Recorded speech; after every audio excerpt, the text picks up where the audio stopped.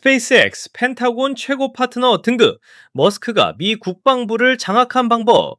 여러분 안녕하세요, 태조입니다. 오늘 정말 흥미로운 소식 가지고 왔어요. 혹시 일론 머스크 아시죠? 테슬라 CEO이자 스페이스X 설립자인 그 사람 말이에요. 최근에 미국 국방부가 머스크의 스페이스X를 엄청나게 띄워주고 있다는 소식이 들려왔거든요. 그냥 좋게 봐주는 정도가 아니라 아예 국방 혁신의 롤모델로 삼겠다는 분위기예요. 멤버십으로 함께 해주시면 영상 공개 전 먼저 보기랑 빠른 소식을 더 빨리 받아보실 수 있어요. 매뉴얼 7253님, 정1010님, 늘 감사합니다. 자, 그럼 바로 시작할게요. 미국 국방부 장관 피트 헤그세스가 직접 텍사스에 있는 스페이스X 스타베이스 발사 시설을 방문했어요. 브라운스빌이라는 곳인데 여기가 스페이스X의 핵심 시설 중 하나거든요. 그런데 여기서 헤그세스 장관이 한 말이 정말 파격적이었어요. 기존의 전통적인 방위 산업체들, 여러분도 들어보셨을 로키드 마틴이나 보잉 같은 회사들 있잖아요. 이런 회사들이 너무 위험을 회피하려는 문화에 젖어 있다고 공개적으로 비판한 거예요.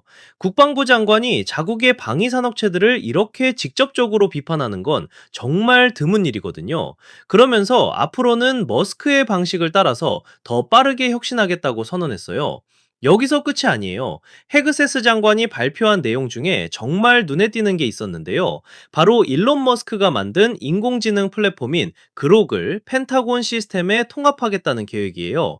펜타곤이 어디예요? 미국 국방부 본부잖아요. 세계에서 가장 강력한 군사 조직의 심장부에 머스크의 AI를 집어넣겠다는 거죠. 그런데 여기서 재미있는 점은요. 트럼프 행정부가 미군을 AI 우선 전투력으로 만들겠다는 야심찬 목표를 세웠다는 거예요. 지금까지는 AI를 군사적으로 사용하는 것에 대해 굉장히 신중한 접근을 해왔거든요. 윤리적인 문제도 있고 안전성 문제도 있고 해서요.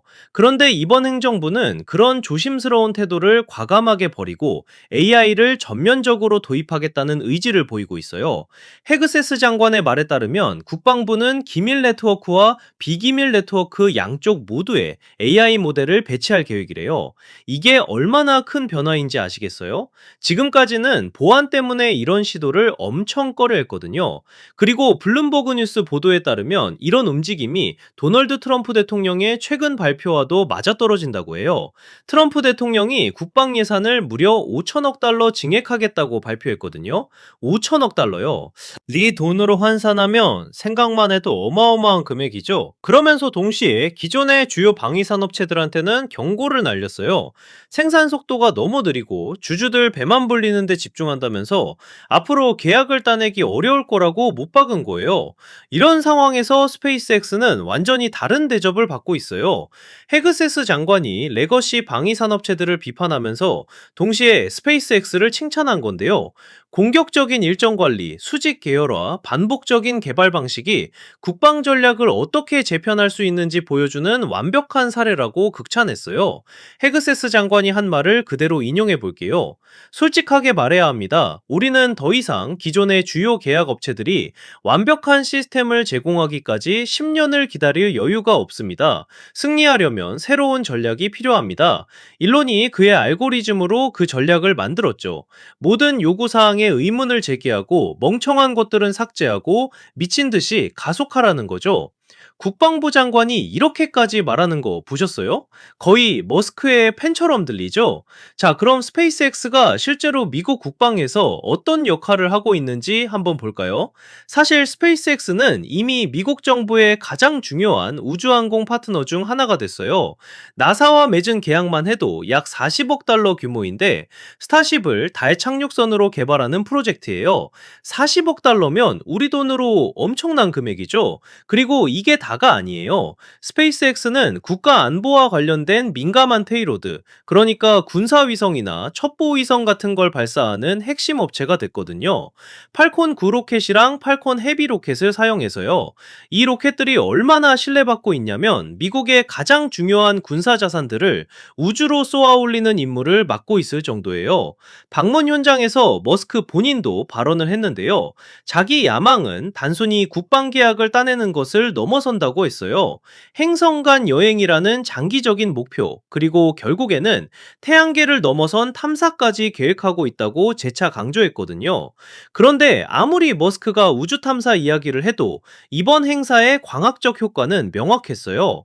스페이스X의 능력이 미국의 전략적 우선순위와 얼마나 긴밀하게 연결되어 있는지를 보여주는 자리였던 거죠. 여기서 재미있는 뒷이야기가 하나 있어요. 사실 머스크는 작년에 백악관과 공개적으로 크게 싸웠거든요. 그래서 정보 효율성부, Ant Efficiency라는 곳을 이끌던 역할에서 물러났었어요. 그런데 그 이후로 서서히 행정부와 다시 관계를 회복하기 시작한 거예요. 구체적으로 어떻게 화해했냐면요. 보수 운동가였던 찰리 커크의 추도식에서 도널드 트럼프 대통령과 재회했대요. 그리고 백악관 행사들에도 다시 참석하기 시작했고요. 최근에는 트럼프 대통령이 스타링크를 사용해서 이란의 인터넷 접속을 복원할 수 있을 거라는 제안까지 했어요. 스타링크가 뭐냐면 스페이스X가 운영하는 위성 인터넷 서비스인데 전 세계 어디서든 인터넷을 쓸 수 있게 해주는 시스템이거든요. 이란 인터넷 이야기가 나온 건 정치적으로도 엄청 의미가 큰데요. 이란 정부가 국민들의 인터넷을 차단하는 경우가 많잖아요. 그런 상황에서 스타링크로 우회해서 접속할 수 있게 한다는 건 단순한 기술 지원이 아니라 정치적 메시지를 담고 있는 거예요. 정리해보면요. 지금 상황이 어떻냐면 일론 머스크와 스페이스X가 미국 국방부의 총애를 한 몸에 받고 있다는 거예요.